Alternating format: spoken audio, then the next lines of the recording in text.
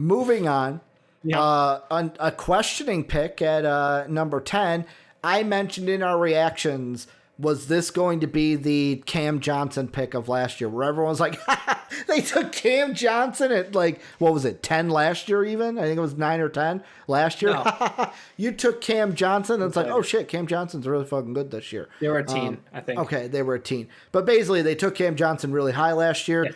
Jalen Smith, this is a guy that even looking at my draft fits, I had falling in mind, but yet again, that was a no trade mock that I put together.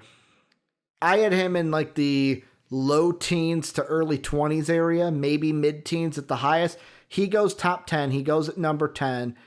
Is this going to be a Suns pick that ends up panning out just like Cam Johnson did last year? 100%. I think you and I both, after we got over the initial shock, did not see that coming. Went, well, that's a really great fit. Yeah. But it's absolutely a great fit because it gives them a versatile big. He's someone you can play alongside DeAndre Ayton out there. He can also defend the rim quite well, but he spaces the floor. He's got good size, decent athleticism to him. And then if you need, obviously Ayton takes a break, you slide in Cam Johnson there, boom, you got your 4-5 covered. Mm-hmm. Guess what? If Cam Johnson's out and Ayton's in, boom, there you go. Like, you've got versatility at the 4-5 with Jalen Smith. I think he was the other guy who, I think about a month prior to the draft, went from being a mid-20s pick to a teens pick. Mm-hmm. And then just in this last week, got rushed all the way up to obviously 10. The highest I'd heard for him was 14 to the Celtics prior to this. Yep. It was they loved Onyeka Okongwu. If they couldn't get Onyeka, they were going to go Jalen Smith. Yeah, I mean, for me too, the thing I was thinking about is, so like I said, I had him falling, but at the same time, who did I have the Suns going with in that draft that I put together? Patrick Williams. Patrick Williams ain't there, Dave. He went to the Bulls. So like maybe it was a thing of I thought Patrick Williams was a good fit for them because they could. I thought Oubre was on his way out, which he eventually did be in the CP3 trade. Like that.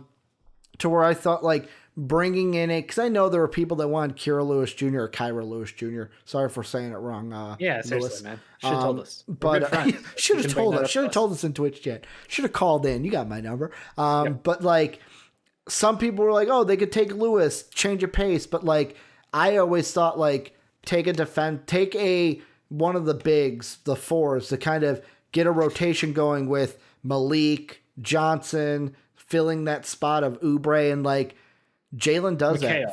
Mikhail. I'm sorry, Mikhail. Not Malik either. He's a guy that can floor space, but also at the same time, if Ayton, who, he's not going to be a lights out shooter from 3, but he's got kind of a little bit of a mid range. If he even steps out, you've got a Jalen Smith who can also rim protect as well.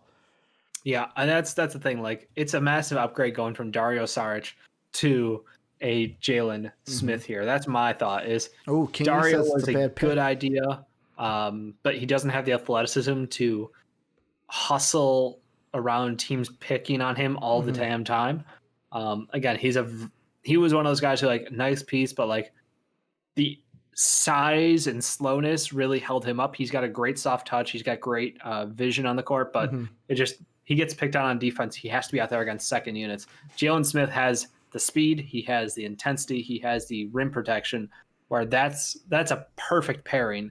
I like their 4-5 tandem now, or combo, I should say, of Cam Johnson, Jalen Smith, and Ayton. I think that works out really well for them long term. I love what the Suns did this offseason. Yeah, and I mean, the one thing I look at Kingy saying like that was a bad pick, and like screw you, Kingy. There's a part. No, not screw you. Where's our boy Ziani? He would come in here. He would tell you. I feel like people are going to clown on this like we did the Cam Johnson one, but yet again, we only clowned on it because no one thought he would be picked in the top 20. Exactly. That's why I think people are saying he wasn't a good basketball player. Yeah, this is why I think people are saying this is a bad pick though, because they're like, it was a reach. Was it a reach? Probably, but if it pans out, it's not a reach. And like for me, like I said, there were a couple different routes the Suns could have went in my mind. The first one was going with a 4.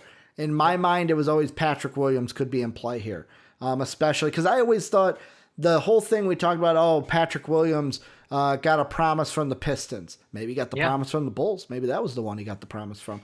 But I never thought the Pistons were going to take him. I thought Killian Hayes was like either Hayes or Halliburton. I liked Halliburton better. That's why in some mocks I had Hallie going. Plus, I bought really high in on the Tom Weaver wanting a character guy. I should have just went with Killian Hayes like Pistons fans wanted. But I knew they were going to go with a guard there. And then like as he fell, I'm like, okay, he'd be good with the Suns. Devin Vassell was also another one, another wing who can shoot from the outside and defend. The only thing that Jalen Smith does not do that I like is he needs to work on his defense in space. That's it. He can floor space, rim protect, gives them versatility at their wing position. He's just got to work on his outside shot. And like Kingy, I know a lot of people wanted Lewis Jr. and they wanted him to grow under Rubio. You can say the word Kyra. He basically, like, you wanted him to grow under CP3, but just because they went with Jalen Smith, I don't think makes it a bad pick. It's just a differencing of opinion then. Like, Jalen Smith, the only way I'm going to call it a bad pick is if he doesn't pan out. But at this point, it's like, usually there are ones like Anthony Edwards, he's not going to pan out. That's what I like. That's the only pick I feel like out of the first round to where I'm like, oh, in my mind, he's not going to pan out to where they want him to. Like, I was going through starting my grades, Dave, and I'll be honest, most of them, I'm like, shit, I am very favorable. Like, there are not a lot of drafts from teams I hated in this draft. Because, like, I look at it and a lot of teams, Celtics are one that a little lower on, but, like, there's a lot of them that's like, well, they hit some needs, they got some good players, they got some value late. It's like there's a lot of teams in this one that I'm like, they did well. If you want some haterade, you call me up, Ricky. We know who brings the negativity around here. Dave's like, I bring the haterade. You're all like, every movie's great. 4 stars. No, Mummy was bad. Geostorm was bad. I have some bangers out there that are low ones. Last Jedi was absolute garbage as well. Johnny was the 4 or 5, maybe. Right, Johnny was even worse somehow. Don't because I threw out some hate as well. Eggs, man. I'm telling you, reconsider Smith playing 4 for them part time. Mm-hmm. He's not going to start at the 4. Yeah. But the idea is that it gives them the option to play with a strong lineup if they're going up against a 4-5 tandem, a la the Lakers. Mm-hmm. Like, this is a situational thing. I think the same thing goes for when they can go up against the Nuggets out west. There was a third team I had in my head.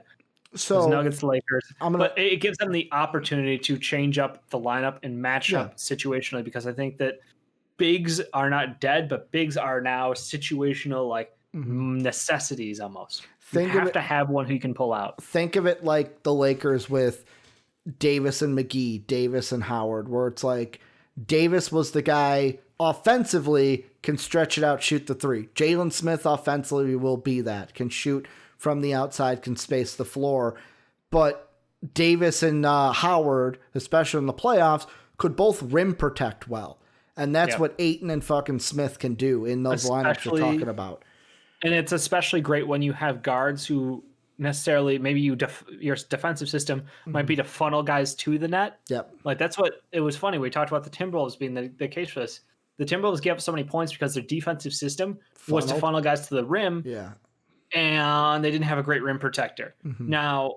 What the Suns here have done is double down, because Ayton has grown a lot as a rim protector, and I think he's underrated. I think he's very good.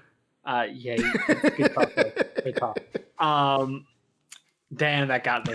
I knew it was. I was like, shit, that's going to throw... That's the thing with Dave. Dave's not allowed to read chat when he's talking. The point is, with the Suns, having 2 guys who can rim protect as well as Jalen Smith and DeAndre Ayton is amazing, because if you have a guard out there like Devin Booker, who defensively turnstile, I know he's gotten better. I don't want to hear it, Suns fans. He still is not elite on the defensive end. He is passable. Mm-hmm. If you can work your system, because you have excellent perimeter defenders in CP3, McHale, Cam Johnson, you've got great guys out there. But if you can funnel guys who are drivers into Jalen Smith or DeAndre Ayton, good fucking luck. Like, you guys are going to have an incredibly low percentage at the rim because you have 2 excellent defenders. I think this is a genius move on their end. It's drafting for what you need your future to be. They're thinking ahead about, hey, top teams in the West right now are who? How are we going to compete with them? What's it going to look like when we go up in the playoffs? Do we have answers for any of these guys? And I think they're starting to build the right way now. Yeah, I completely agree. I like the pick. Like, was it one I was shocked with? Yeah, but like that doesn't mean it was a bad pick. After thinking about it, I'm like, okay, to me it makes sense.